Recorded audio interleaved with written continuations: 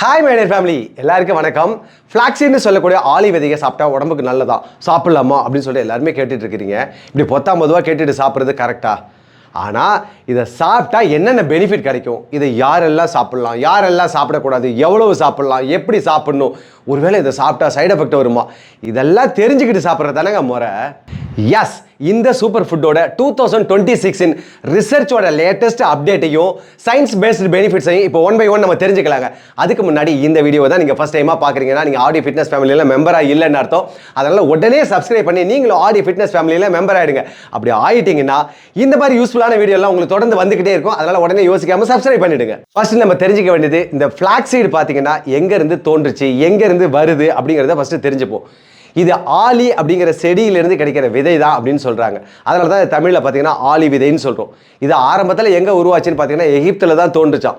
அதுக்கப்புறம் தான் சீனா, இந்தியா இதுக்கெல்லாம் பரவி இருக்கு. இந்தியாவில் முக்கியமாக பார்த்தீங்கன்னா மகாராஷ்டிரா, உத்தரப்பிரதேஷ், பீகார் இந்த மாதிரி அதர் ஸ்டேட் நார்த் சைடில் தான் வந்து நிறைய வளர்ந்துட்டு இருக்குதான். அங்கேருந்தா நமக்கே வருதுன்றாங்க. ஏன் அங்கே தான் வருது, இங்கெல்லாம் வளராதா அப்படின்னு கேட்டால் இதுக்கு தேவையான சீதோஷ்ணலையும் மண்ணும் அங்கே தான் இருக்குதா. அதனால தான் அங்கே அதிகமாக உற்பத்தி பண்ணுறாங்க. எங்கேருந்து கிடைச்சா என்ன, நமக்கு கிடைக்குதா இல்லையா? எங்கிருந்தோ வர்ற ஒரு விஷயத்த நம்ம போற்றி பாடுறோம்னா இதில் எவ்வளோ சூப்பர் பெனிஃபிட்லாம் இருக்குன்னு நினைக்கிறீங்க. அது என்னென்னங்கிறத இப்போ ஒன் பை ஒன் நம்ம தெரிஞ்சுக்கலாம். ஃபர்ஸ்ட் இதில் பார்த்தீங்கன்னா ஒமேகா 3 ஃபேட்டி ஆசிட் அப்படிங்கிற ஒரு சத்து இருக்குதுங்க. இது பார்த்தீங்கன்னா நம்ம ஹார்ட் ஹெல்த்துக்கு ரொம்ப ரொம்ப ரொம்ப நல்லதுங்க. அது மட்டும் இல்லாமல் பாடியோட இன்ஃப்ளமேஷனை கண்ட்ரோலில் வச்சுக்குமா, அதாவது உடம்புல ஏற்படுற வீக்கத்தெல்லாம் பார்த்தீங்கன்னா கட்டுப்பாட்டிலே வச்சுக்குமா. ரெண்டாவது முக்கியமான விஷயம் பார்த்தீங்கன்னா எல்டிஎல் கொலஸ்ட்ரால்னு சொல்லக்கூடிய கெட்ட கொழுப்பை குறைக்க உதவுதான். இது போதாதான் நமக்கு. இன்னைக்கு யார் போய் பிளட் டெஸ்ட் எடுத்தாலும் எல்டிஎல் கொலஸ்ட்ரால் ஹையாக தானேங்க இருக்குது. அதனால இதை கண்டிப்பாக நம்ம சாப்பிடலாம்ல.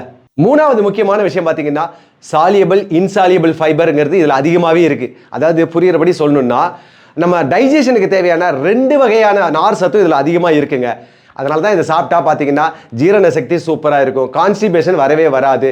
முக்கியமாக பார்த்தீங்கன்னா கட்டு ஹெல்த்னு சொல்லக்கூடிய குடல் சம்பந்தப்பட்ட நோய் எதுவுமே இருக்காதுங்க. நாலாவது முக்கியமான விஷயம் பார்த்தீங்கன்னா கிளைசமிக் இண்டெக்ஸ் இதில் லோ லெவலில் இருக்கிறதுனால பார்த்தீங்கன்னா சுகர் பேஷண்ட் இதை தொடர்ந்து சாப்பிட்டுட்டே இருந்தாங்கன்னா அவங்களோட சர்க்கரையோட லெவலை பார்த்தீங்கன்னா கண்ட்ரோல்லே வச்சுக்குமா. இன்னைக்கு மெஜாரிட்டிக்கு இருக்கிற பிரச்சனையே டயாபிட்டிஸ் தானுங்க. அது கண்ட்ரோலில் இருந்தால் போதாதான் நமக்கு. அஞ்சாவது முக்கியமான விஷயங்க, இதை ரெகுலராக சாப்பிட்றவங்களுக்கு பார்த்தீங்கன்னா பிளட் ப்ரெஷரும் கண்ட்ரோலில் இருக்குதான். கடைசியாக சொல்ல போகிற இந்த பெனிஃபிட் தான் ரொம்ப முக்கியமான பெனிஃபிட்டுங்க. இதில் பார்த்தீங்கன்னா கொஞ்சமாக ஈஸ்ட்ரோஜனோட லெவலை பார்த்தீங்கன்னா இன்க்ரீஸ் பண்ணுமா. இதனால் என்ன பெனிஃபிட்னு பார்த்தீங்கன்னா லேடிஸ்க்கு பீரியட்ஸ் ப்ராப்ளமே இருக்காதான், யுட்ரஸ்க்கு ரொம்ப நல்லதான். அதை விட முக்கியமாக பார்த்தீங்கன்னா ஸ்கின் அண்டு ஹேருக்கு பார்த்தீங்கன்னா அவ்வளோ க்ளோவாக வச்சுக்குமா. இப்போ நீங்கள் எல்லாருமே நினைப்பீங்க எதுக்காக இல்லைனாலும் பரவாயில்ல, இதுக்காக வந்து நம்ம சாப்பிடணும்னு தானே முடிவு பண்ணுறீங்க. நீங்கள் எப்படி வேணாலும் சாப்பிடுங்க, சாப்பிட்டா சரிதான். சில பேர் இது என்ன பண்ணுவாங்க அப்படின்னு பார்த்தீங்கன்னா நல்ல தண்ணியில் கொதிக்க வச்சு அதில் இருக்க ஜெல்லை மட்டும் எடுத்து ஃபேஸ்க்கும் ஹேருக்கும் அப்ளை பண்ணுவாங்க, க்ளோவாக மாறணும் அப்படிங்கிறதுக்காக. பட் நம்ம சாப்பிட்றதுல இருக்க பெனிஃபிட் பார்த்தீங்கன்னா எக்ஸ்டர்னலாக அப்ளை பண்ணும்போது இருக்காது. அதுவும் பர்டிகுலராக ஃபேஸில் தரணும்னா அங்கே மட்டும்தான் கிடைக்கும். ஆனால் சாப்பிட்டோம்னா டோட்டல் பாடியும் ஷைனிங் ஆகும்.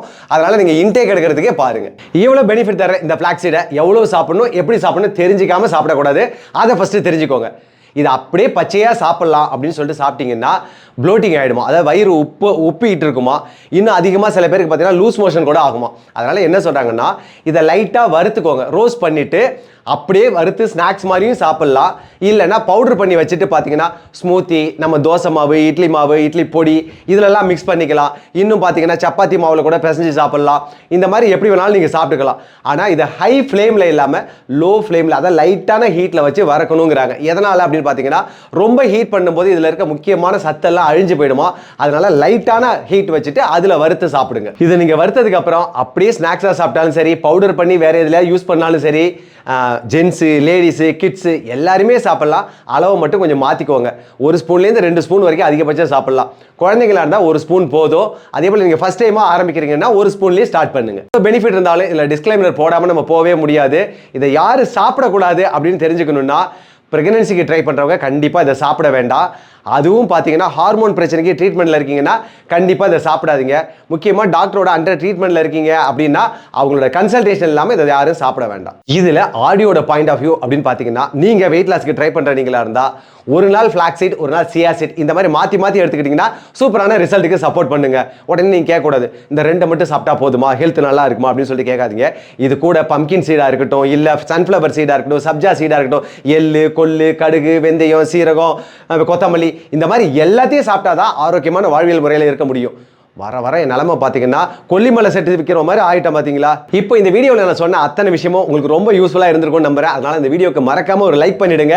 அப்புறம் நீங்கள் ஏற்கனவே ஃப்ளாக் சீட் சாப்பிட்ற நீங்களா இருக்கலாம், இல்லை இதுக்கப்புறம் ஃப்ளாக் சீட் சாப்பிட்லான்னு நினச்சிட்டு இருப்பீங்க. அந்த மாதிரி இருந்ததுன்னா உங்கள் மனசில் என்ன தோணுச்சோ அதை வெளிப்படையாக கமெண்ட்ஸில் சொல்லுங்கள். அது மற்றவங்க படிக்கும்போது அவங்களுக்கு ரொம்ப யூஸ்ஃபுல்லாக இருக்கும். இப்படி சாப்பிட்றத மட்டும் பண்ணிட்டு எக்ஸசைஸ் வாக்கிங்லாம் இல்லாமலே இருக்கக்கூடாது, அதையும் கண்டினியூ பண்ணுங்க.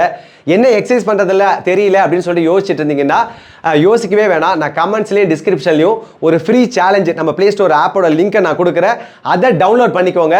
நிறைய ஒர்க் அவுட்ஸ் வீடியோலாம் இருக்குது, அதை பார்த்து உங்களுக்கு இஷ்டமான ஒர்க் அவுட்டை பண்ணி என்ஜாய் பண்ணுங்க. இந்த மாதிரி சின்ன சின்ன ஃபுட்டு விஷயமா இருக்கட்டும், இல்லை எக்ஸசைஸ் மாதிரி இருக்கட்டும், இதையெல்லாம் பண்ணுறதுக்கு கஷ்டமாக இருக்குது, என்னால் பண்ண முடியல அப்படின்னு காரணம் சொல்லிக்கிட்டு குறை சொல்லிக்கிட்டு பண்ணாமலே இருந்தோம்னா நல்லா யோசிச்சு பாருங்க. ஒவ்வொரு நாளும் நம்மளோட ஏஜ் அதிகமாகிட்டே போயிட்டு இருக்கு.